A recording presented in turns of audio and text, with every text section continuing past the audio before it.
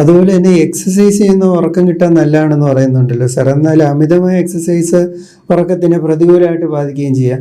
എക്സസൈസിൻ്റെ quantity അതുപോലെ അത് എപ്പോൾ ചെയ്യുന്നു എന്നുള്ളതും ഒരു പ്രധാനപ്പെട്ട കാര്യമാണല്ലോ സാർ. നമ്മുടെ ആരോഗ്യത്തിൻ്റെ 3 പില്ലർ, ഒന്ന് നമ്മുടെ കറക്റ്റായിട്ടുള്ള ഭക്ഷണം, നമ്പർ 2 ആവശ്യത്തിനുള്ള സ്ലീപ്പ്, മൂന്നാമത് എക്സസൈസ്. ഇത് മൂന്ന് ബേസിക് പില്ലേഴ്സാണ്, യാതൊരു സംശയമില്ല. മൂന്നും നമുക്ക് ആവശ്യമാണ്.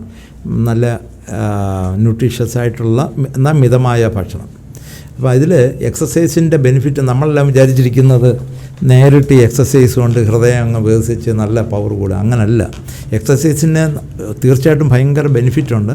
പ്രത്യേകിച്ച് എക്സസൈസിൻ്റെ ഏറ്റവും വലിയ ബെനിഫിറ്റ് എന്ന് പറയുന്നത് നമ്മുടെ ഈ മാംസപേശികൾ വർക്ക് ചെയ്യുമ്പോൾ 2 ബെനിഫിറ്റാണ് ഏറ്റവും പ്രധാനമായിട്ട്. ഒന്ന്, ഈ മാംസപേശികൾ നല്ല രീതിയിൽ പ്രവർത്തിക്കുമ്പോൾ നമുക്ക് ഇൻസുലിൻ ഇല്ലാതെ തന്നെ നമ്മുടെ ഗ്ലൂക്കോസ് മാംസപേശിക്കകത്ത് കയറും.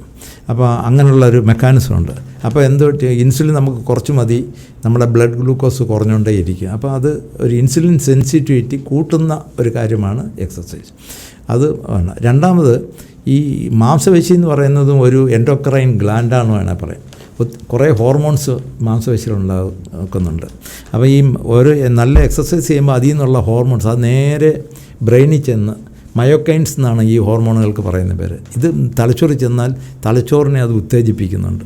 ആ തലച്ചോറിൻ്റെ എല്ലാ പ്രവർത്തനങ്ങളും അതോടെ ഇമ്പ്രൂവ് ചെയ്യും. അപ്പോൾ അതുകൊണ്ട് തലച്ചോറാണ് പിന്നെ ബാക്കിയുള്ള നമ്മുടെ അവയവങ്ങളെല്ലാം അപ്പം കൂടുതലായിട്ട് നല്ല രീതിയിൽ മാനേജ് ചെയ്ത് പോകുന്നത്. അങ്ങനെ ഇൻഡയറക്റ്റ്ലി ഓൾസോ. പിന്നെ തീർച്ചയായിട്ടും എക്സസൈസ് ചെയ്യുമ്പം അസ്ഥിയിലെ ഓസ്റ്റിയോപൊറോസിസ് കുറയുന്നുണ്ട്, അസ്ഥിയിലെ രക്തോട്ടം കൂടുന്നുണ്ട്, ജോയിൻറ്റുകൾ മൂവ് ചെയ്യുന്നുണ്ട്, റിലാക്സ് ചെയ്യുന്നുണ്ട്, അങ്ങനെ കുറേ ബെനിഫിറ്റ് ഉണ്ട്. അതുകൊണ്ട് എക്സസൈസ് തീർച്ചയായിട്ടും വളരെ നല്ലതാണ്. പക്ഷേ ഒരു കാര്യം എനിക്ക് പറയേണ്ടത്, പലരും വിചാരിച്ചിരിക്കുന്നത് രാവിലെ പോയി ഒരു അരമണിക്കൂർ ജിമ്മിൽ ചെയ്ത് കഴിഞ്ഞാൽ ബാക്കി പിന്നെ കുഴപ്പമില്ല, പിന്നെ കിടന്നുകൊണ്ട് മൊബൈൽ കുത്തിയിരുന്ന് നമ്മളെ പലപ്പോഴും നമ്മുടെ ഇപ്പോഴത്തെ ഓഫീസ് വർക്കേഴ്സെല്ലാം പ്രത്യേകിച്ചും IT കുട്ടികളെല്ലാം പിന്നെ കണ്ടിന്യൂസ് ഇരുന്നുള്ള പ്രവർത്തനം അത് ഒരിക്കലും നല്ലതല്ല. ശരിക്കും പറഞ്ഞു കഴിഞ്ഞാൽ എക്സസൈസ് ഒരു പർട്ടിക്കുലർ ടൈമിൽ ചെയ്യുന്നത് പോലോ അതിനേക്കാൾ ഇമ്പോർട്ടൻ്റാണ് രാവിലെ മുതൽ വൈകിട്ട് വരെ നമ്മുടെ മൂവ്മെൻറ്റ്, കണ്ടിന്യൂസ് മൂവ്മെൻറ്റ്. നമ്മുടെ ശരീരം ഉണ്ടാക്കിയിരിക്കുന്ന പകൽ മൂവ്മെൻറ്റിനും രാത്രി റെസ്റ്റിനുമാണ്.